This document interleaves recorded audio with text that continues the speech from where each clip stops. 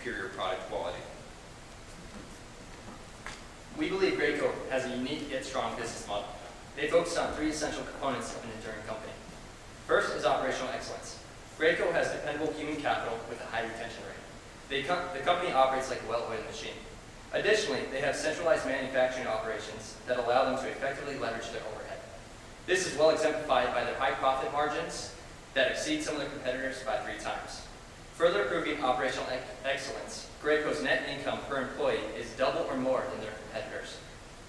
The second essential component is customer intimacy. Graco has strong relationships with their end users, material suppliers, and channel partners. The talented sales teams stay close to the end users to strengthen their feedback loop, fostering continued innovation and thousands of new products. These teams demo in person to show the product's high ROI that reduces the customer's use of labor, material, and energy. Lastly, Graco has product leadership. Their product development is customer-centered. They are unique, having more than 66,000 SKUs. With lean and flexible manufacturing, they are able to sustain this business model of low volume, sales, and a high mix of products. Furthermore, they spend 3 times the amount of R&D as their competitors to ensure quality and highly specialized equipment. Despite the several positives, other analyses have led us to recommend a hold. One of these analyses was net income per employee. In this slide, notice the number of employees, the orange bars, to net income gap is tightening in pre-recession 2007. Again, in 2013, the gap is further tightened following the recession. We believe this indicates the company is reaching maturation and maximum efficiency, further supporting our hold recommendation. Harrison will now lead us through macroeconomy and how Graco fits in. In terms of macro indicators, U.S. GDP has a strong relationship with Graco's stock price and sales. Moreover, the annual U.S. GDP growth rate correlates well with top-line sales. So GDP projections of 2 to 3% going forward will create a slow but steady growth environment for Graco. Considering end users, key industry indicators for Graco's segment performance include construction, automotive, and industrials. In terms of segments, there's a breakdown of Graco's segments as a percentage of sales and respective margins, as you can see there. Looking at the industrial segment, key drivers are U.S. industrial production in addition to European and Chinese GDP. On the domestic side, this segment has a favorable outlook as GDP growth motivates capital expenditures for industrials. However, inflationary economies of Europe and China may stagnate sales and margins. Looking at contractor, it is geographically less diverse, but it's also driven by industrial production as well as construction spending. Construction still lags below pre-recession levels, presenting a long-term growth opportunity. Current construction conditions, however, suggest steady and slow margins. Finally, looking at lubrication, it is also geographically less diverse, loosely tied to U.S. oil production. This segment has a long-term growth opportunity as oil production grows. However, segment margins in the short term will stay steady as Graco has only recently entered this industry. In summation, economic and industry conditions will allow margins to steadily hold, suggesting our hold recommendation. Now I would like to talk about a number of the pertinent risks and opportunities associated with Graco. Our Porter's 5 forces analysis shows a probable high growth scenario. However, that has not been the case over the last couple of years, which further supports our hold recommendation. Next, I want to talk about currency. If currencies remain the same, there'll be a 4% hit to the top line and a 10% to the bottom, as stated by management in the last conference call, quarterly conference call, which further supports our hold recommendation, as the company is highly conservative in their approach to foreign currencies and do not hedge. As far as the R&D tax credit goes, they're currently at a 32 to 33% tax credit.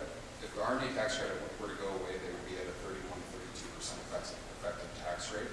Relatively inconsequential, yes, but we see R&D is a significant differentiator in their business, so we see it as important to watch. Further supporting our hold recommendation is the company's capital deployment of $570 million of cash following the sale of the liquid finishing business. The company has stated they will repay the restructured debt, ultimately deleveraging. We see this as unnecessarily conservative, and we would like to see the company leverage themselves further and grow at a faster clip. One thing to keep an eye on is the loss of dividends from the sale of the liquid finishing business. In the fourth quarter, there was a 7-cent loss in the bottom line EPS, and annually this is about 45 cents a share. As of now, they're two-thirds of the way to recovering this 45 cents per share annually through acquisitions. And as for those acquisitions, we forecasted $100 to $250 million deal sizes, which have been relatively accurate to date. We see the oil and natural gas, as well as proper geographic expansion as opportunities and recent misses for the company. We see the low price of oil causing low asset prices, which in turn yields a prime acquisition opportunity. The company to date has few oil and natural gas acquisitions, and most of which are exposed to America and May. We'd like to see the company perpetuate opportunities in South America and Asia Pacific as well. In order to monetize on the natural conversion of manually spray technology, amongst other technological advances, where we see a high growth potential, and take better advantage of the current environment and grow at a faster rate. In summation, we see the company's slow and conservative growth approach in support of our hold recommendation.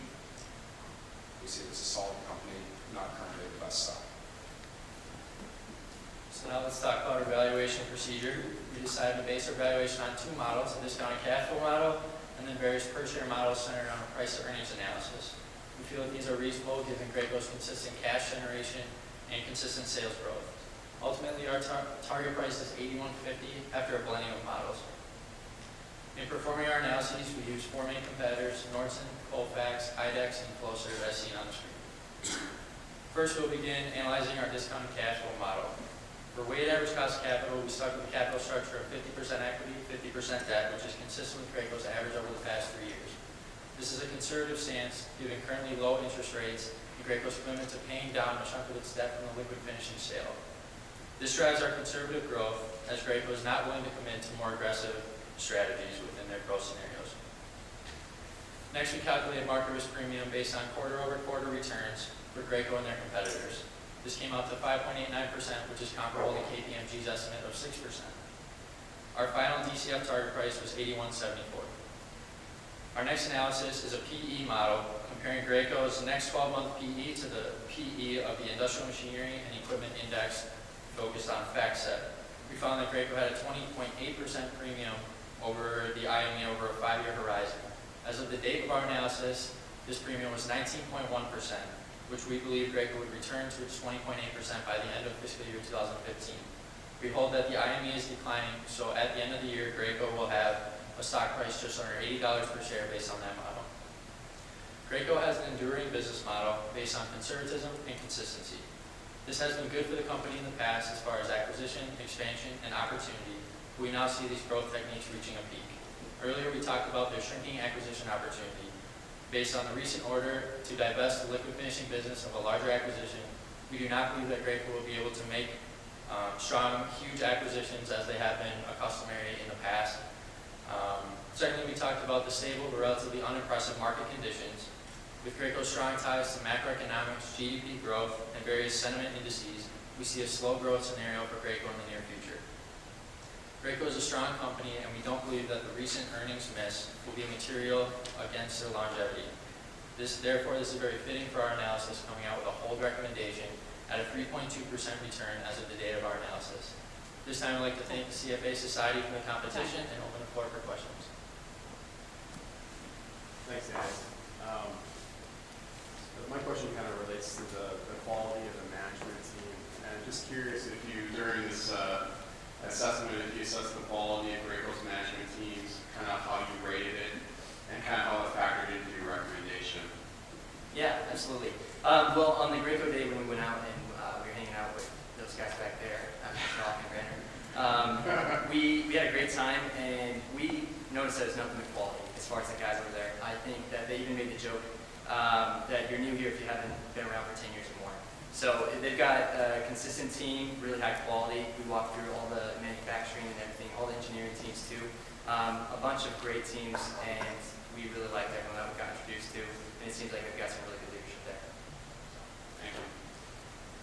Got a financial modeling question. It looks like you've got your operating margins kind of being flat here going on the next 4 or 5 years. Just wondering with commercial and residential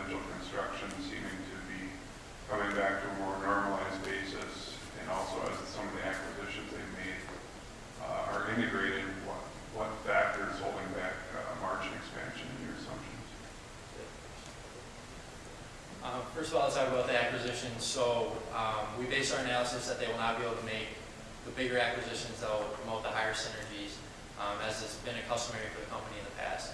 We came out with a range of about 100 to 250 million for future acquisitions, and we don't believe that these will create the synergies that the company is used to, and that's why our margins are remaining flat, paired with our sales growth being very conservative. To speak to the construction industry, we still see Graco being tied to residential, institutional, and commercial construction, and those industries still seem to be pretty far below their pre-recessionary levels and haven't seemed to move as much. So in the long term, that's an opportunity right now. It's still staying. You mentioned the disposition of the protection business and how you don't think acquisitions that they can make with those proceeds would be do as well as they have in the past. Why do you think that? And then how do the proceeds from the disposition impact your valuation model? First of all, we'll talk about capital deployment. So basically, Graco's got three main avenues. They can do share buybacks, which they have a very high scenario and very aggressive. So they committed to being under 60 million by the end of fiscal year 15. Also, dividend increases, which our team came up with about an 8 to 8.5% growth on dividends per share. And finally, acquisitions into new areas.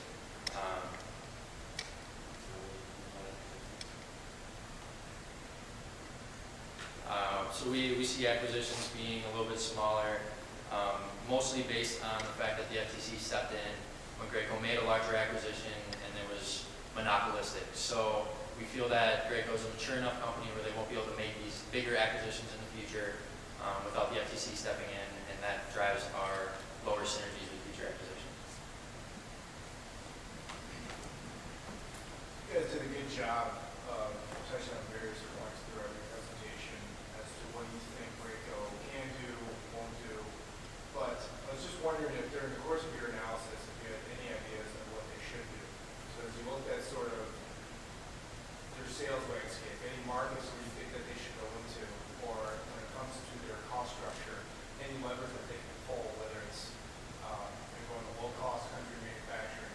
Was there anything that you guys identified that you're having a one-on-one with management, you want to sit down and share those thoughts with them? Yeah, two of the key things that we identified as key opportunities for growth would be expansion into new markets, specifically South America and Asia Pacific. Those are both regions where there's just a natural conversion from manual application of paint within specifically the contractor market to a technologically advanced spray application of paint. We would like to see them monetize that. That's just happening as we speak right now. We would like to see them do that.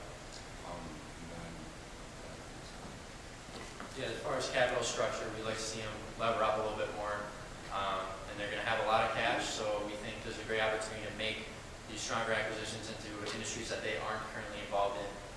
Geographically, we'd like to see them expanding into South America. I know they've made big strides with their sales force in South America. We believe that this can be up as well.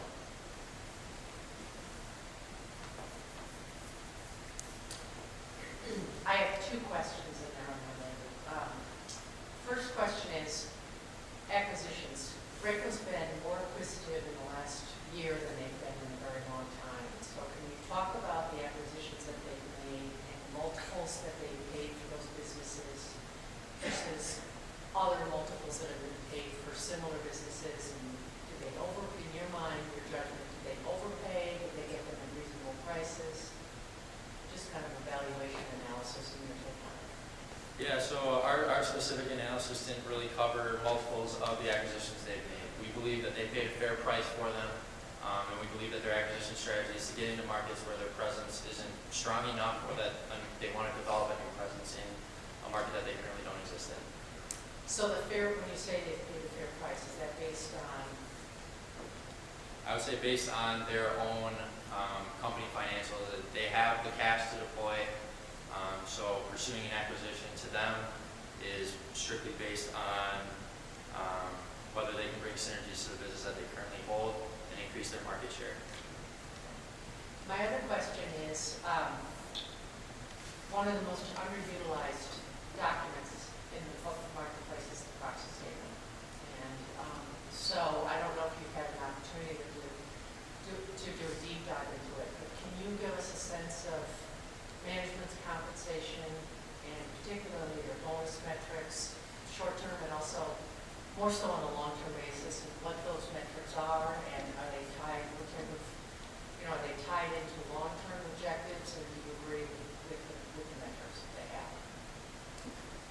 far as management, that's one thing that I wasn't able to familiarize myself with. Should have.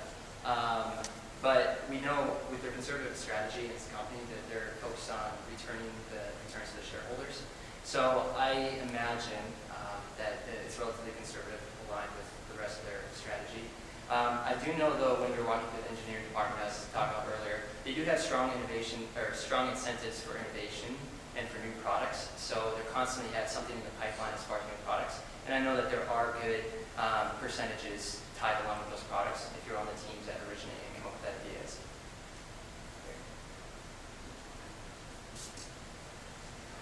One of the things that our firm spends a lot of time on is assessing a company's what we call durable competitive advantage. And just kind of wondering what your thoughts were regarding Graco's competitive advantage, how that you guys did a quarters five forces analysis. Kind of what were your conclusions that you walked away with that, and did that feed into your evaluation, your risk analysis? Kind of talk a little bit how that kind of flowed through the rest of your recommendation. Yeah, so to speak to the Porter's five forces analysis, if you walk through that, you'll see that the threats of entrance, threats of substitute products are all relatively low. They have a high mix, low product volume, and everything that they have 66,000 SKUs, right? So during the analyst day, they actually walked around and said the end competitor for this is right, the end competitor for this is, and it was across the board completely. So nailing down the competitors is difficult, but however they do have very high, they focus a lot on R&D and then intimacy with the customer. So they get a solid product from the customer. It's just hard to peg down specific customers. And stemming off the high expenditure on R&D, it's clear that Graco they are the product leader in the industry. So they have the most expensive product, the highest quality product, it will last the longest, and one of the things they focus on is return on equity and return on investment for the end user. Wondering if you guys, besides listening to management on the analyst day, if you went outside and talked to any suppliers or customers to do a little extra scuttlebutt and networking to find out about the company. We did not talk to any outside suppliers or customers.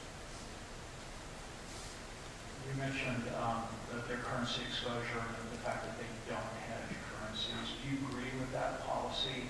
And how did you incorporate currency fluctuation into your evaluation?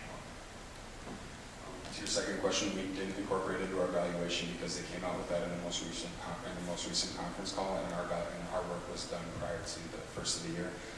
But how that ties into our approach was that it's simply a conservative approach. And as we talked, one of the things we'd like to see the company do is lever up and focus more on aggressive expansion and just a more aggressive model